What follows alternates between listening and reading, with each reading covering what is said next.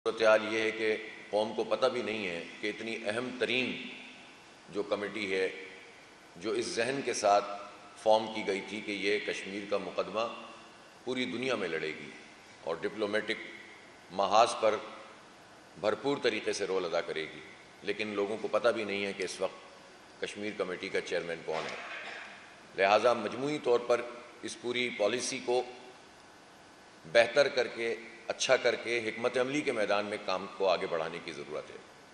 लेकिन जहाँ इस बात की ज़रूरत है कि हम कश्मीरियों को मायूस ना होने दें, उनको अपने साथ लेकर चलें, पाकिस्तान से उनको अच्छा मैसेज मिले, जब हुकूमती जमातों के सरबराहान इस नौइयत की बातें शुरू कर देते हैं जिसमें मोदी से उनकी मोहब्बत जो है वो टपकती हुई नज़र आती है, तो इससे ये अंदाज़ा होता है कि ये लोग कश्मीर के इस पूरे मसले को किस तरह से देखते हैं और उनकी कुर्बानियों की क्या कदर इन लोगों के निगाह में है।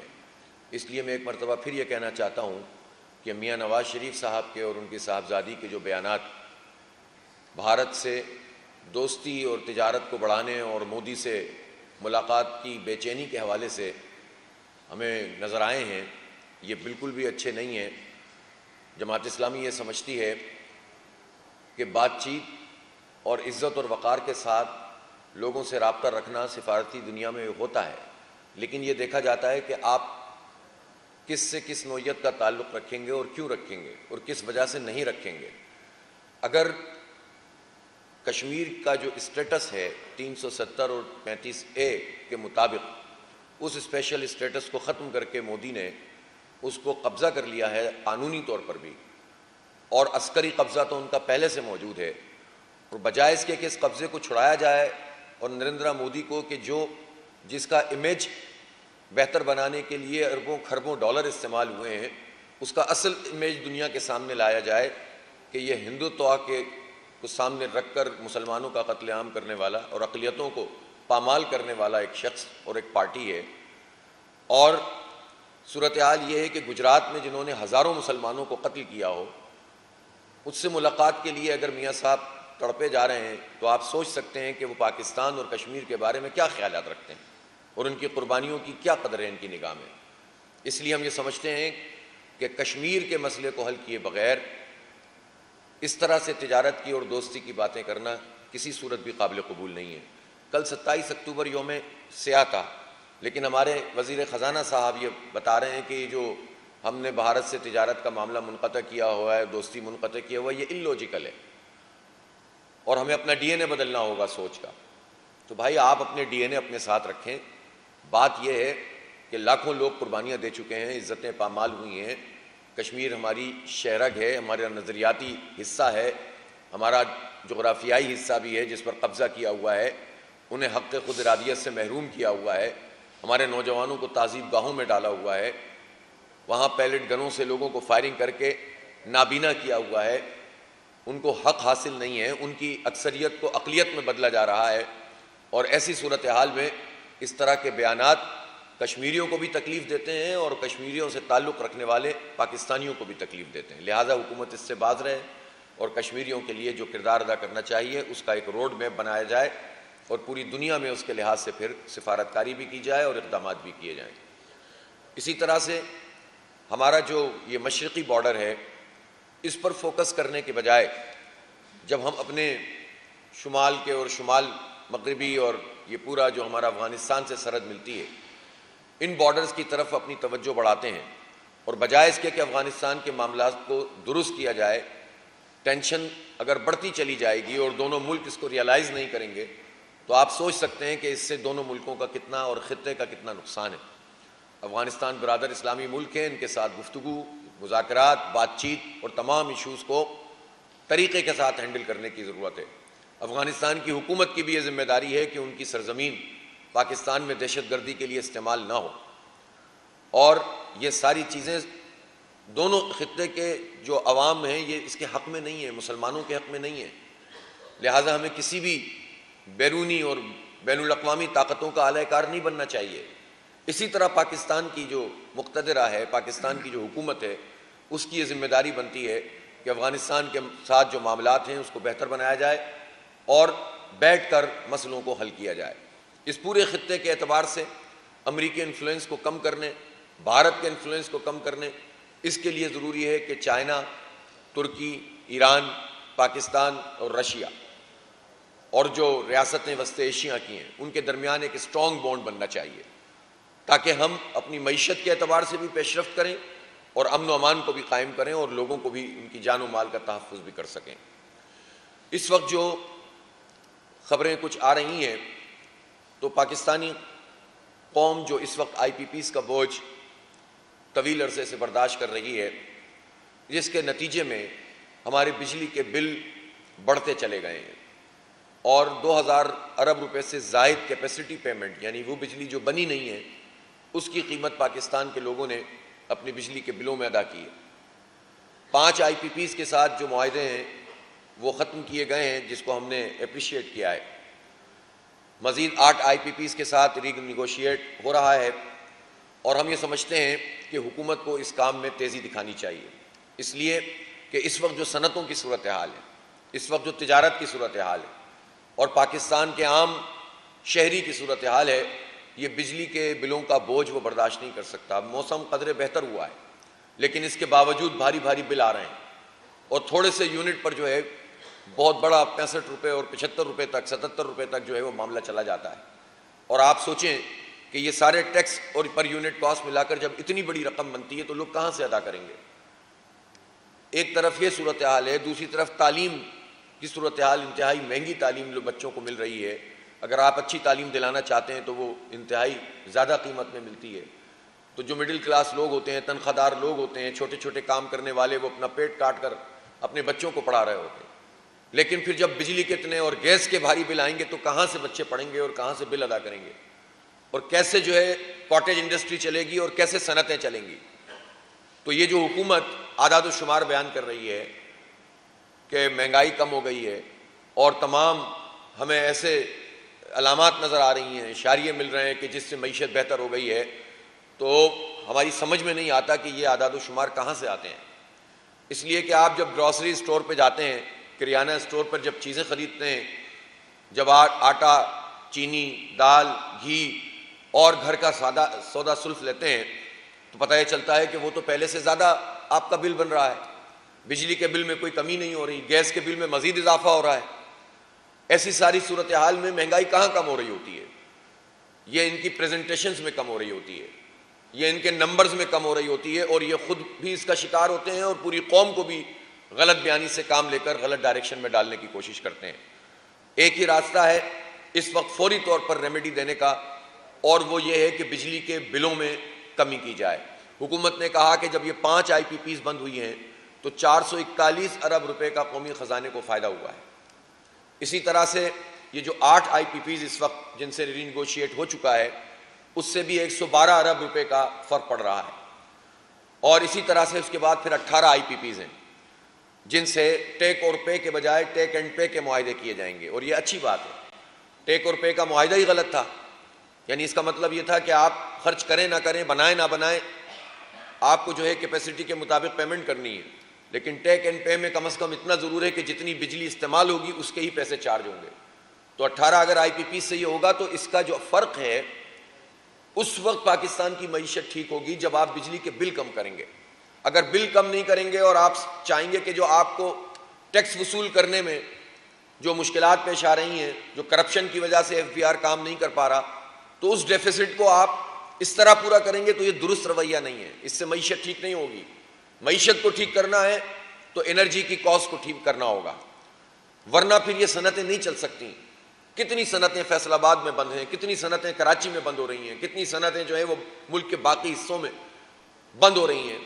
और बहुत बड़ी रीज़न ये है कि आप कॉम्पिटिटिव ही नहीं रहे, एक्सपोर्ट के ऊपर असर पड़ रहा है, यानी जिस एक्सपोर्ट को अब ग्रो करना चाहिए था और हमारे लिए इम्कानात मौजूद थे कि हम ख़ास तौर पर गारमेंट्स में और टेक्सटाइल में अपने आप को आगे बढ़ा सकते थे, वो अगर एक जगह पर स्टेगनेंट है या थोड़ा बहुत फ़र्क पड़ रहा है तो इसका मतलब ये है कि हम अपनी बिजली की कॉस्ट को और जो एनर्जी की कॉस्ट को है उसको जब ठीक नहीं कर रहे तो हम मार्केट को अवेल नहीं कर पा रहे, जबकि इम्कानात मौजूद हैं। इसलिए बिजली की कीमत कम किए बगैर मुल्क की मईशत ठीक नहीं हो सकती। शॉर्ट टर्म में तो अगर कोई हिकमत अमली हो सकती है तो वो यही है। और जमात इस्लामी के अलावा हम देखते हैं कि पूरे मुल्क में किसी को परवाह भी नहीं है। अब ये जो जेन्युइन मसला है अवाम का, इस पर ना कोई पॉलिटिकल पार्टी बात करती है, ना कहीं और से कोई आवाज़ उठती है। लिहाजा हम ये समझते हैं कि हम अवाम का ये मुकदमा लड़ रहे हैं मुसलसल। हमारी हक दो अवाम तहरीक चल रही है। कल सरगोदा में अल्हम्दुलिल्लाह एक बहुत बड़ा जलसा आम था और उसमें नौजवानों की और ख़वातीन की जितनी बड़ी शिरकत थी, रात देर तक वो जलसा चला है। तो हम ये समझ सकते हैं कि पूरे पाकिस्तान में एक चार्ज मौजूद है और हमारी जो मेंबरशिप कैंपेन है उसने लोगों को मुतासिर भी किया है और बहुत बड़ी तादाद में इस वक्त भी लोग मेंबर बन रहे हैं। लिहाजा हमने ये फैसला किया है कि मेंबरशिप कैंपेन भी चलती रहेगी और कमेटियों का क़याम, अवामी कमेटियाँ बनाएंगे, मजदूर कमेटियाँ, किसान कमेटियाँ और इसी तरह से नौजवानों की कमेटियाँ, मोहल्ला कमेटियाँ, लीगल कमेटियाँ। और इस तरह से हम पाकिस्तान के नौजवानों की और पाकिस्तान के जो प्रोफेशनल लोग हैं, या सनतकार या ताजिर या किसान, इन सबको अपने साथ इंगेज करेंगे और एक कुव्वत में ढलेंगे। इसलिए कि पाकिस्तान में ये जो आम आदमी का मसला है, आम किसान का मसला है, आम मजदूर का मसला है, किसी पॉलिटिकल पार्टी का एजेंडा नहीं है, कोई इस पर बात नहीं करता। 26वीं तरमीम, 27वीं तरमीम, इस तरह की तरमीम के ऊपर सब एक साथ हो जाते हैं, PDM रिवाइव हो जाती है, सारे मिस्टर मौलाना इकट्ठे हो जाते हैं और मिलकर आइन का हुलिया बिगाड़ते हैं, मिलकर जो है वो अदलिया के ऊपर कब्जा करते हैं। और फिर उसके बाद जैसे ही जो है वो ये सब चीज़ें वसूल हो जाती हैं तो फिर उसके बाद उसूल शुरू हो जाते हैं कि 27वीं को नहीं करने देंगे, फिर 27वीं में कोई ना कोई चीज़ हो जाएगी, फिर इकट्ठे हो जाएंगे। तो इन लोगों का तो काम यही है, ये अपने अहदाफ के मुताबिक करते रहेंगे और कोई डायरेक्टली और कोई इनडायरेक्टली इस पूरे आइन का भी हुलिया बिगाड़ने में किरदार अदा कर रहा है और अवाम के हवाले से भी किसी का कोई एजेंडा नहीं है। लेकिन जमात इस्लामी अल्हम्दुलिल्लाह मैदान में मौजूद है। तो ये मेंबरशिप कैंपेन के बाद रेफरेंडम भी होगा इंशाअल्लाह बहुत बड़े पैमाने पर, और इसमें हम अगर हुकूमत ने ये बिजली की कीमतों पर इम्पैक्ट नहीं डाला, ये जो 5 IPPs बंद हुई हैं, 8 का मुआहदा मुकम्मल हुआ है, 18 से मजीद बात हो रही है। और मैं इस पर यह भी कहना चाहता हूँ कि फौजी फाउंडेशन, ये 5 IPPs हैं इनकी, इनसे निगोशिएशन का अमल प्रॉपर तरीके से मुकम्मल होना चाहिए। ये नहीं हो सकता कि इसमें जो हमारी आर्मी है वो इन तमाम मामलात से लाताल्लुक़ रहे और उनकी कैपेसिटी पेमेंट चलती रहे। जब कौम कुर्बानी दे रही है तो पाकिस्तान का हर इदारा कुर्बानी दे।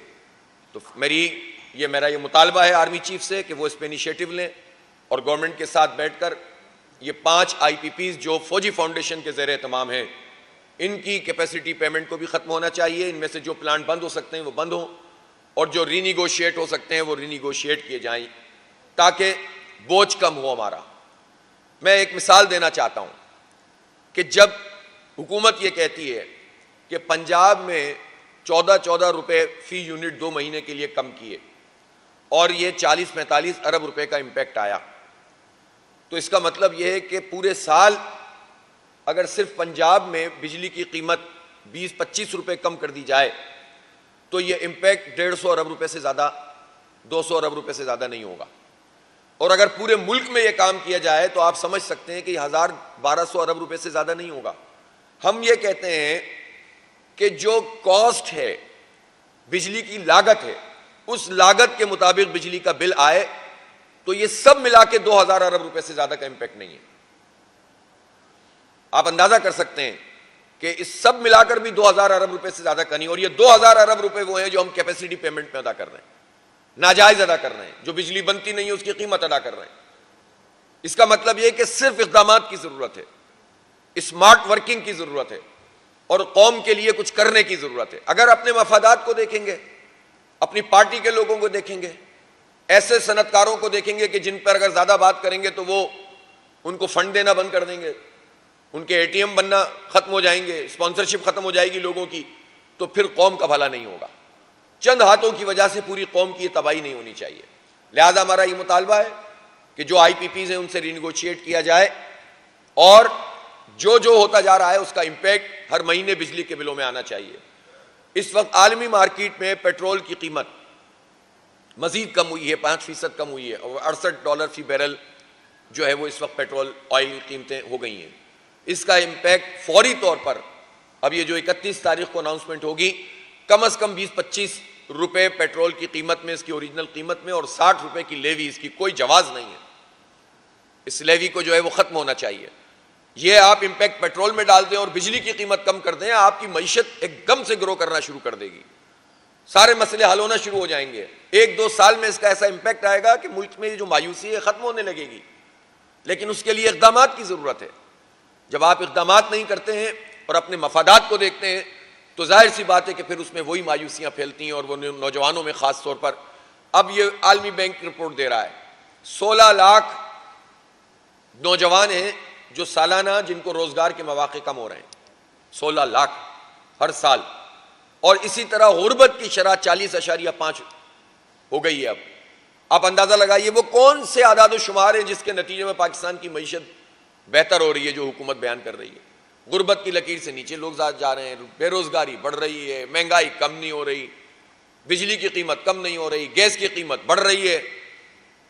और अगर आप स्टॉक एक्सचेंज को एक मेयार बनाते हैं तो सब जानते हैं स्टॉक एक्सचेंज में क्या होता है, किस तरह के सट्टे हो। मैं इस पर ज़्यादा बात करके किसी के हक़ और किसी के ख़िलाफ़ जाकर मजमूई मुल्क की मईशत के हवाले से कोई सवाल नहीं खड़ा करना चाहता। इसका इम्पैक्ट जो है वो कुछ और भी होता है, लेकिन हमें मालूम होना चाहिए कि स्टॉक एक्सचेंज भी रियल पिक्चर नहीं देती है, बड़े सट्टेबाजों का गेम होता है ये। इसलिए सिर्फ उसके आदाद शुमार की बुनियाद पर आप मुल्क की मईशत का तयन नहीं कर सकते। मैंने कहा ना कि उसका फौरी तयन तो ग्रॉसरी स्टोर पे हो जाता है, चीज़ें खरीदते हुए होता है, पेट्रोल डलवाते हुए हो जाता है। तो इसलिए इन तमाम चीज़ों के ऊपर हुकूमत को अपना किरदार अदा करने की ज़रूरत है। एक अहम मसले की तरफ हम तवज्जो दिलाना चाहते हैं पूरी कौम की, और बिलखुसूस पंजाब में। इस वक्त पंजाब हुकूमत ने जिस तरह 13,000 स्कूलों को प्राइवेटाइज़ करने की बात की है। जब हम कहते हैं प्राइवेटाइज़ तो वो फ़ौरन कहते हैं नहीं हम प्राइवेटाइज़ नहीं कर रहे, बल्कि गोद लेने वाली स्कीम है ये, जिसमें हम NGOs को ये स्कूल दे रहे हैं। मैं ये पूछना चाहता हूँ कि इन 13,000 स्कूलों की यह हालत किसने की है, जिसके बाद आप इस बोझ को अपने सर से उतारना चाहते हैं। कहते हैं कि यहाँ पर हालात अच्छे नहीं हैं, टीचर प्रॉपर नहीं है। तो टीचर प्रॉपर नहीं है तो 40-45 साल से नून लीग की हुकूमत है बदल बदल के यहाँ पर, बीच में थोड़े से आए होंगे, तो क्यों यहाँ पर टीचर्स भर्ती नहीं हो रहे? क्यों यहाँ पर बोसीदा हो गई हैं इमारतें? क्यों बुनियादी सहूलतें इन स्कूलों में मौजूद नहीं है? और टीचर्स का अपॉइंटमेंट इतने तवील अरसे से क्यों नहीं हो रहा? जो मौजूद हैं उनको परमानेंट क्यों नहीं कर रहे? तो ये सारे सवालात किससे करें हम? हुकूमत ने यह तरीका इख्तियार कर लिया है कि जो सरकार के तहत चलने वाली चीज़ें उनकी जिम्मेदारी है, पहले इन इदारों को करते हैं तबाह, इसमें करते हैं करप्शन, इसको लूट के खाते हैं, और फिर जब ये बर्बाद हो जाता है तो कहते हैं ये हमारे ऊपर बोझ है, इसलिए हम चाहते हैं कि ये दूसरों को दे दें। और ये कहते हैं कि हम मॉनिटरिंग करेंगे और हम देखेंगे कि कोई NGO या इंडिविजुअल इन स्कूलों को ख़राब ना कर सकें। तो मैं ये पूछना चाहता हूं कि जो बराह रास्त सरकार के तहत स्कूल की मॉनिटरिंग नहीं कर सके, वो किसी प्राइवेट पार्टी को देकर कैसे मॉनिटरिंग करेंगे? इससे होगा ये कि 10-20% लोग तो शायद इसको कुछ अच्छा चला लें, लेकिन बाकी सब करप्शन का धंधा बन जाएगा। और फिर जब NGOs आती हैं बहुत सारी तो अपना एजेंडा साथ लाती हैं। तो तालीम ऐसा शोबा नहीं है कि जिसमें हम NGOs के हवाले कर दें उसको। जो सरकार की जिम्मेदारी है तालीम फराहम करना, वो सरकार ही की जिम्मेदारी है। इस तवील अरसे में इन लोगों ने यह साजिश की है कि तालीम जो हमारा हक है, हमारे बच्चों का हक है, और मेयारी तालीम और एक जैसी तालीम सबका हक है, तबकाती तालीम नहीं कि आपके पास ज़्यादा पैसे हैं तो आप अच्छी तालीम दिलाएं, कम पैसे हैं तो उससे अच्छी, और नहीं है तो आप सरकार में चले जाएं। ये नहीं है। सरकारी एजुकेशन को क्वालिटी एजुकेशन मिलनी चाहिए बच्चों को, और ये हमारा हक है, खैरात नहीं है। इस हक से हमें महरूम करो और फिर उसके बाद बोझ भी उतार दो, तो ये कोई तरीका नहीं है, इसकी मुज़ाहमत की जाएगी। टीचर्स हमारे पास आए 2 दिन पहले, उनकी तमाम ऑर्गेनाइजेशन जितनी भी अहम तरीन थी, सब ने हमसे मीटिंग की है। हमने उनसे कहा है कि हम आपको मुकम्मल सपोर्ट करेंगे, लीगल सपोर्ट भी करेंगे, और सड़कों पे भी एहतिजाज आप करेंगे, और तो हम आपके साथ खड़े होंगे, इसलिए कि यह आपका मसला नहीं है, यह हमारे बच्चों के मुस्तकबिल का मसला है। आप सोच सकते हैं कि कितने लोग हैं पाकिस्तान में, 40% लोग गुर्बत की लकीर से नीचे जा रहे हों, और वहाँ सरकार की एजुकेशन उनके दस्तरस से बाहर की जा रही हो, और फिर उसको तबाह किया जा रहा हो। तो ये कैसे मुमकिन है कि कौम आगे बढ़ सकती है? लिहाजा इस पॉलिसी को रिविजिट करना पड़ेगा, वापस लेना पड़ेगा पंजाब हुकूमत को भी, और ये बाकी जगहों पे भी, सिंध में भी शुरू हुई है और बाकी जगहों पे भी। तो ये कोई पॉलिसी नहीं है। ये इन्होंने ख़ास तरीका इख्तियार किया है कि पहले सरकार के तहत चलने वाले इदारे तबाह करते हैं। PIA बेहतरीन एयरलाइन, उसको बर्बाद कर दिया, खराब कर दिया, करप्शन की, लूटमार की, पीपल्स पार्टी, नून लीग, सब ने मिलकर तबाह किया। और जब ये तबाह हो गई तो कहते हैं कि इतनी तबाह हाल है, तो इदारे बोझ हैं हम पर, ये तो जो है स्टेट ओन जो एंटरप्राइजेज हैं, एसओईज, ये कौम के ऊपर बोझ हैं। तो भाई ये बोझ बनाया किसने? ये तो प्रॉफिट में थी। 2008 तक पाकिस्तान स्टील प्रॉफिट में थी, ये प्रॉफिट से लॉस में कैसे आई? उन लोगों को तो सामने लाओ जिन्होंने इसको बर्बाद किया, जो इसका माल बेच के खा गए, जो इसका रॉ मटेरियल खा गए। और इस वक्त भी जो सैलरी पैकेज है महाना, वो करोड़ों रुपए का है, जो मनपसंद लोगों को बिठाया हुआ है पाकिस्तान स्टील में। और वो किस चीज के पैसे ले रहे हैं जब स्टील मिल बंद पड़ी हुई है? 10 साल के करीब हो गए स्टील मिल बंद पड़ी हुई है और मैनेजमेंट बनाई हुई है। और पिछली हुकूमत ने भी ये काम किया, उससे पिछली हुकूमत ने भी किया, और अभी भी ये चल रहा है। तो ये बोझ हम उठाएं, इनकी 30-30, 40-40, 20-20 लाख रुपए की सैलरीज का, उस पर कोई परेशानी नहीं है, लेकिन इदारे को नहीं चलाएंगे। इसी तरह से आप पाकिस्तान रेलवे के ऊपर इनकी निगाहें, और बहुत सारे इदारों पर निगाहें। तो पहले ये अच्छे इदारों को तबाह करते, फिर उसके बाद उसका कोई हिसाब किताब नहीं होता। करप्शन करने वाले आज़ादी से हुकूमतों में शामिल होते हैं, और जब ये तबाह हो जाते हैं तो औने पौने बेचने की बात करते हैं। और आप सूरत हाल इन्होंने ऐसी कर दी है कि ज़ाहिर है जब आप इतना बर्बाद कर देते हैं इदारे को, तो खरीदने वाले लोग नहीं आते सामने। तो एक मुश्किल में इन्होंने डाल दिया। तो गवर्नेंस फिर क्या होती है? अगर आप इदारे चला नहीं सकते, स्कूल चला नहीं सकते, हर एक को कहते हैं कि ये बोझ है, इनको उतार दो, तो सबसे बड़ा बोझ तो ये हुक्मरान पार्टियां हैं इस वक्त पाकिस्तान पर।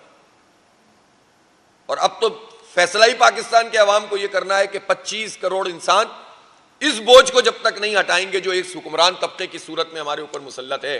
चंद लोग पूरे मुल्क को खा रहे हैं, चंद जागीरदार, चंद बड़े सरमायादार, चंद जो है वो ऐसे लोग कि जो हर हुकूमत में शामिल होते हैं, और वो लोग कि जो अपनी पोजीशनों का फायदा उठाकर कोई स्मगलिंग में मुलव्वस है, कोई एफसी का बड़ा बना हुआ है और वहां से अरबों रुपए खा रहा है। तो ये सारे लोग चंद लोग हैं, ये अपने इदारों को भी खराब कर रहे हैं और ये हुकूमत का निजाम भी खराब। सबसे बड़ा बोझ तो ये है। लेकिन इस बोझ को हटाने के लिए आवाम को एक बड़ी जिद्दोजहद करनी होगी, पुरअमन सियासी मुजाहिमत करनी होगी। और अब तो तजर्बे से बात पता चल रही है कि लोग तवक्को रखते हैं पार्टियों से, पार्टियां बिक जाती हैं, पार्टियों के लोग बिक जाते हैं। समझ में नहीं आता कि किसके ऊपर एतबार करें।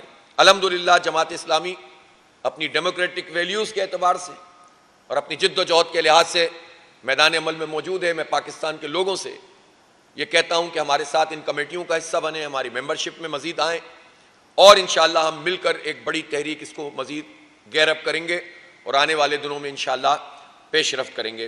अल्लाह ताला हमें अपने इन मकासद में कामयाब फरमाए। एक आखिरी बात मैं कहना चाहता हूँ, और वो है ये लोकल गवर्नमेंट के हवाले से।